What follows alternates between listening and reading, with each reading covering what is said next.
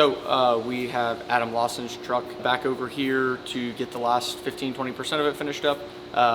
We are finishing up the turbos on it. This truck has a D&J Enforcer in it with one of our Comp 3 builds on the trans side of stuff. And we're just getting turbo piping all finished up, hood stack, wastegates, getting pretty much all the stuff laid out that goes around it. This is pretty much as street truck as you get. Factory AC, it'll have no cage inside the truck.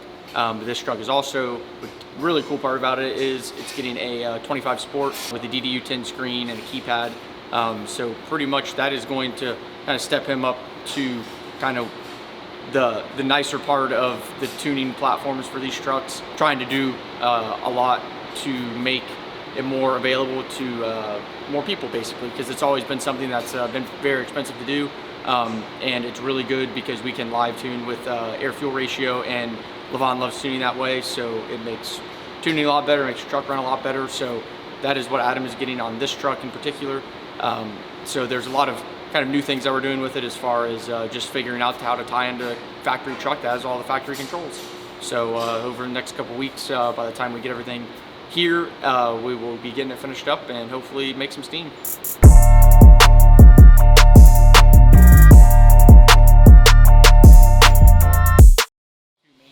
Yeah. So the one's ECU. Yeah, one's ECU. I'm assuming just kilowatt power. And did you make this key on like on the I still haven't figured that out. Okay, we are hoping to do first fire here on Adam Lawson's truck.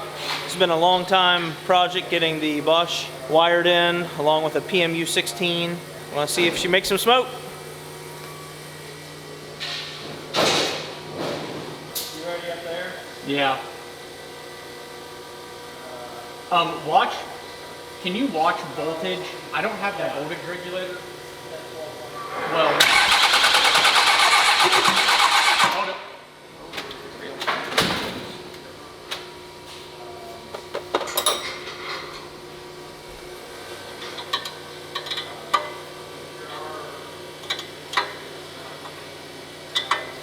Yep.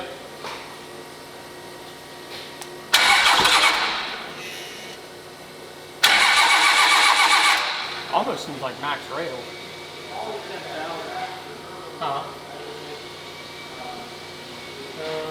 Both FCAs plugged in. Let me make sure that both.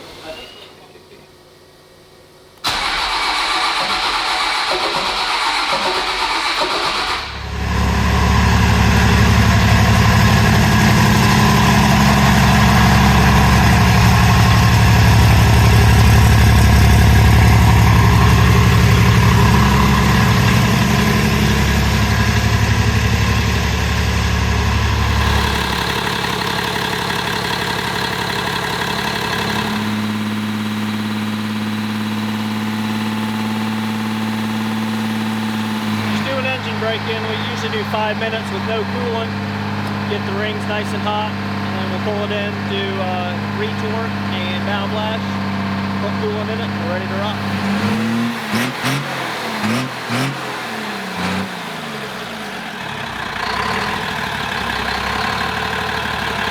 If you put a big frame thermal on it, on these things, it instantly sounds like it's a coolant.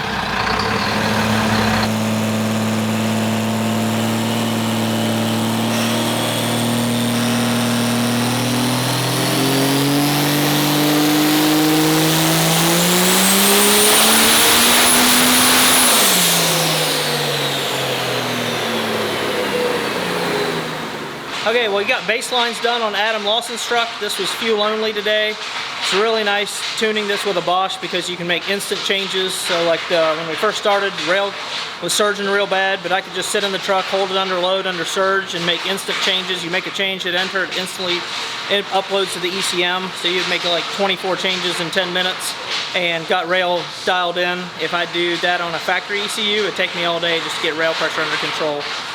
But we started at like 280 milligrams, did 900 horsepower, and worked our way up to close to 400 milligrams and did 1504. And that's where we called it a day for fuel only.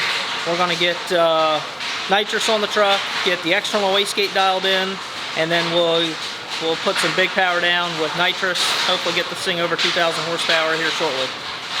All right, we're back on the dyno, and we're going to catch up from this. We did 1504 last time on fuel only. Now we've done some street driving. We have air conditioning working, a bunch of little knickknacks that we had figured out. But overall, this is turning out to be a really slick setup. But now we're going to dial in the wastegate. We got wastegate control through the Bosch, so it's really nice because I can build a boost curve that I can say at 300 milligrams of fuel, 4,500 RPM. I want the wastegate to be at 10% duty cycle. Or I can target a specific boost curve. I can say I'm okay with keeping the wastegate closed to 90 pounds of boost at 4,000 RPM or 100 pounds of boost at 5,000 RPM, and pretty much as long as it's under that boost curve, the wastegate stays closed. As soon as it goes over that boost curve, it opens the wastegate.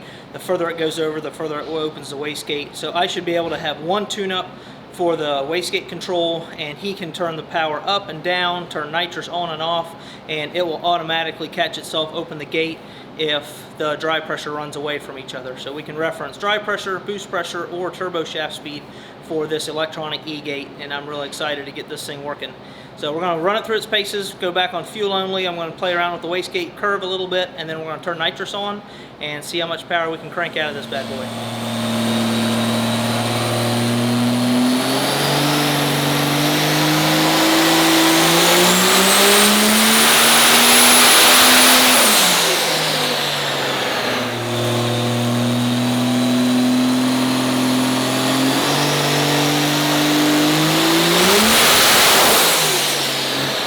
Okay, to wrap up this video, we want to go back over some of the things on Lawson's truck. We did 1704 on a small nitrous tune-up. Lawson decided he wanted a running truck for UCC. He's going to come back later for a 2,000 horsepower dyno pull. We had a little bit of a nitrous backfire away at the end of the run when I let out of it. Fuel cut off before the nitrous turned off by just a split second.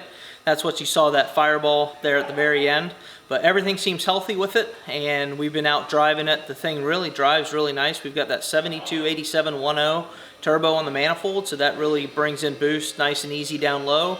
Then you've got that big 4.4 Weimer that starts thumping in air around 2,800 RPM and brings on the big power, makes a really smooth power curve. I had moved the smoke map out of the way on the dyno so that I can get a quick hit on it, because if I left the smoke map in it where it was clean, then it doesn't ramp in boost fast enough. It basically runs through the RPM too far. I can't get as aggressive on the torque curve on the dyno. And the smoke map also makes it really nice for when you're doing the staging limiter. Push the button on the steering wheel and you can put your foot on the floor, and it will automatically keep the smoke at a nice haze and bring it right up to the staging limiter. And then when you launch, you just have to let off the button and the brake at the same time. And it'll ride the smoke map all the way up to max boost. Basically ride the boost curve until it gets to max fuel. And that gives you a lot cleaner setup, and it's very consistent. So as you change your peak power level, the launch is still always the same. So once you get your launch RPM and 60 foot dialed in, it doesn't matter if you turn your power from 1,000 horsepower to 1,700 horsepower, the 60 foot will always be the same. That's some of the nice features of an aftermarket ECM like this. And then the next feature we have is there's a knob with 11 different staging limiters. There's another knob with 12 different power levels. And the power levels, basically setting 1 is 100% fuel quantity. That's your max effort. And then every time you click it down, it takes 5% fuel quantity out of it, all the way down to 583 horsepower. So you've got a very wide range of power that you can adjust on the fly, and it just makes a real good driver experience for a truck like this. But we're really excited. This project turned out sweet. Get this truck back to Adam Lawson. He'll see this truck at UCC. He'll be driving it around, and it'll be on display. And you guys can stick your nose in it and really appreciate a lot of the details that are in this. And then later this summer, I figure he'll bring it back, and we'll really dial up the nitrous jets and get him that 2,000 horsepower dyno number he's been looking for.